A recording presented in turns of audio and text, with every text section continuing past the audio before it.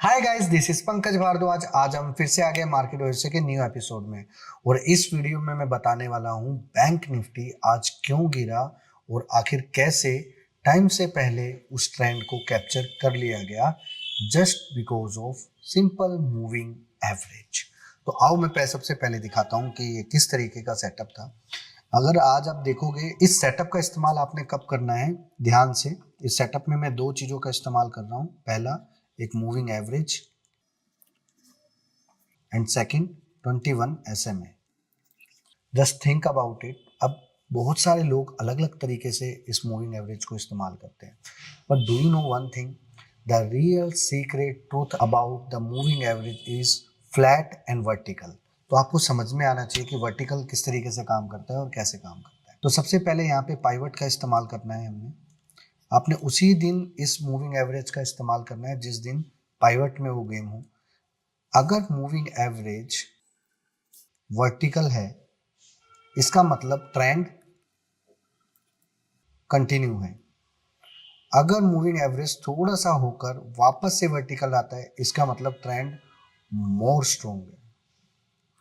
और उसके बाद अगर मूविंग एवरेज थोड़ा इस तरीके से मूवमेंट करता है, राइट, और बाजार क्लोज हो जाता है, और नेक्स्ट डे अगर मार्केट S1 के नीचे, यानी इसमें पाइवट का इस्तेमाल कर रहे हैं हम, पाइवट का R1 एंड S1, तो S1 के नीचे मार्केट क्लोज हो फर्स्ट 15 मिनट्स में, तो आपको एक चीज समझना है कि ट्रेंड कंटिन्यू का टाइम आ गया है। लेकिन आपने एंट्री और हमेशा लेनी है आफ्टर 9:45, क्योंकि थोड़ा टाइम लगेगा वो मूविंग एवरेज को वर्टिकल फॉल में आने के लिए।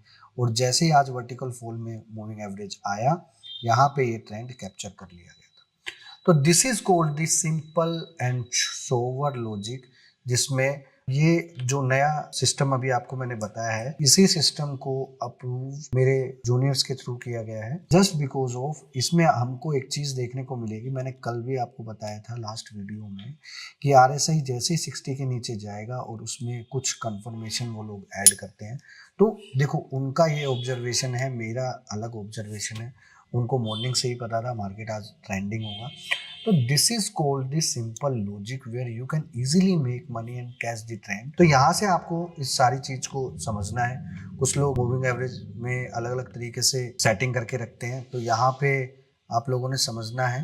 तो यहाँ पे क्लियर कट इसके बारे में हमें समझ में आ गया था कि किस तरीके से ये रिएक्शन देता है। अगर उसके बाद भी आप अगर देखोगे तो मूविंग एवरेज कंटिन्यूसली फ्लैट ही चलती गई वर्टिकल फॉल में, एकदम उसी तरीके से गिर रहा है जिस तरीके से मूविंग एवरेज में मोमेंटम आ रहा था। यहाँ पे गौर फरमाने वाली बात एक ये है कि जब भी मार्केट प्राइस ऊपर नीचे 20 डे मूविंग एवरेज के ऊपर इस तरीके से करता है, तो आपको समझ जाना चाहिए कि मूविंग एवरेज फ्लैट और थोड़ा साइडवे हो रहा है, तो इसका मतलब कहीं ना कहीं वर्टिकल रैली आएगी जरूर। अब वो नीचे की साइड में आएगी, ऊपर की साइड में आएगी, तो आपने उसको ओपनिंग बेल से सेट करना है। ये सिग्नल आता है, जैसे उस दिन ये सिग्नल था ओपनिंग बेल पे, उस दिन ये सिग्नल था ओपनिंग बेल पे, इस दिन कुछ सिग्नल ही नहीं था, इसलिए वो इस तरीके से डायरेक्शन नहीं दे पा रही थी। तो यहाँ पे क्या है, इस दिन इसने डायरेक्शन दिया और क्लियर कट मोमेंटम हो गया।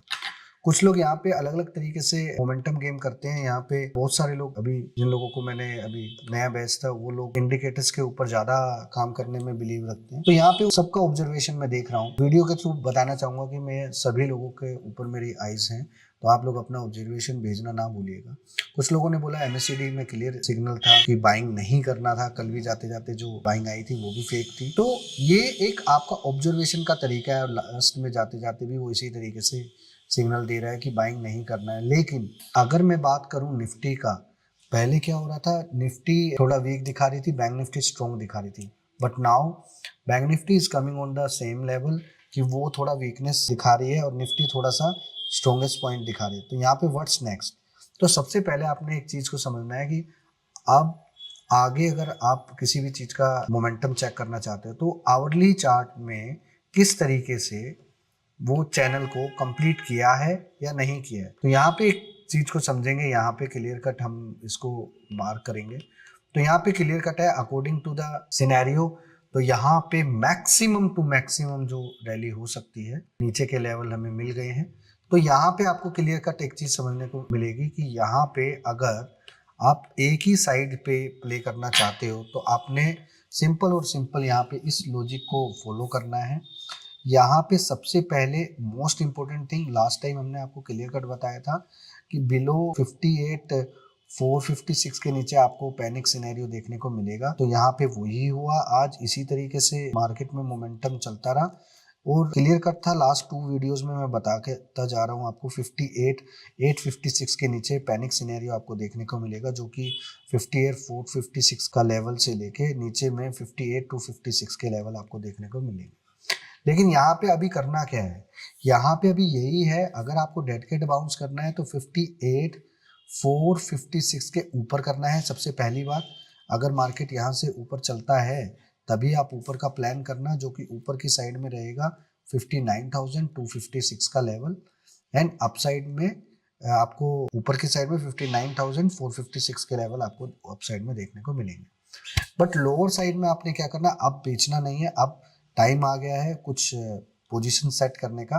नीचे की साइड में आप देख रहे होंगे 57,456 से लेके 57,256 विल द एक्यूरेट लेवल, जहां से मार्केट अगर रिवर्स हुआ तो सडन बूम की तैयारी वो करे। तो आखिर मैंने किस तरीके से ये लेवल बताया। अब मैं सेलिंग के मूड में नहीं हूँ, ज्यादा से ज्यादा और 500-700 पॉइंट गिर सकता है, लेकिन उसको करने में थोड़ा रिस्की है। नीचे की साइड में अगर आप बड़ा गेम प्लान करना चाहो तो वो ज्यादा बेनिफिट दे सकता है आपको।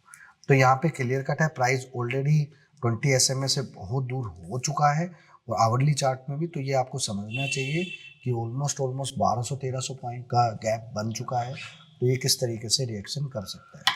अब यहाँ पे निफ्टी में भी आते हैं, निफ्टी में किस तरीके से आज मोमेंटम प्ले हो रहा है। निफ्टी में भी आज उसी तरीके का मोमेंटम प्ले हो रहा है। अभी जैसे मैंने आपको बैंक निफ्टी में बताया, तो अभी निफ्टी में भी साइड वे चल रहा है। कुछ तो बड़ा प्लान हो सकता है, या तो ये मूविंग एवरेज इस साइड में इस तरीके से चल सकती है या इस साइड में, यानी चाल आएगी जरूर। तो अब व्हाट्स नेक्स्ट, यहाँ पे क्या करना है। अब बैंक निफ्टी ज्यादा टूट गया है तो मैं उसको सेलिंग साइड में नहीं करूंगा।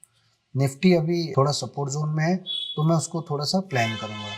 तो यहाँ पे भी क्या करना है, यहाँ पे करना है मुझे 24,747 के ऊपर, तो मैं इसको लॉन्ग साइड के लिए प्लान करूंगा।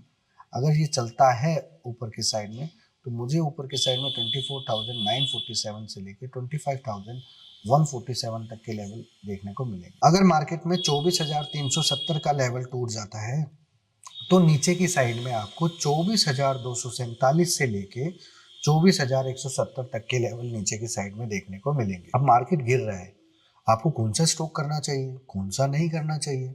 तो this is very important thing कि आपको समझ में आना चाहिए कि how you have to select this stock, कि मार्केट का उस पर कम से कम रिएक्शन हो। तो सबसे पहले आप लोगों को एक चीज बताना चाहूंगा कि आज ऐसे स्टॉक पकड़ो जो मार्केट में हाई बना रहे थे। जैसे आप कौन सा सेक्टर ले लो, आज FMCG सेक्टर ले लो, लाइक नेस्ले इंडिया। और नेस्ले इंडिया में क्लियर कट आज मोमेंटम अपसाइड में था। इसको बोलते हैं market plus market minus. Market minus में है बट स्टॉक प्लस में है, इसका मतलब वो स्ट्रेंथ दिखा रहा है, उसको ग्रैब करो। 9:30 बजे के बाद कल इस स्टॉक को आप ग्रैब कर सकते हैं।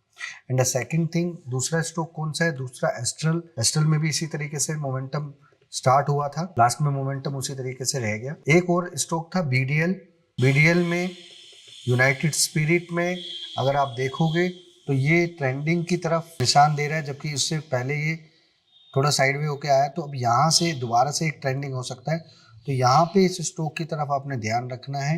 And above 1387 will zoom to this around by 1427 to 1447, और नीचे की साइड में आपका 1347 will act as a crucial support के पास आए तो आप लोग उसको लॉन्ग साइड में प्लान कर सकते हैं। जाते जाते आप लोगों को एक चीज़ बताना चाहूँगा, मार्केट में पैनिक नहीं होना है। और if you really want to learn something about कि लॉजिक कैसे काम करते हैं मार्केट में, so don't forget to join my Telegram channel, link in the description below. Thank you so much.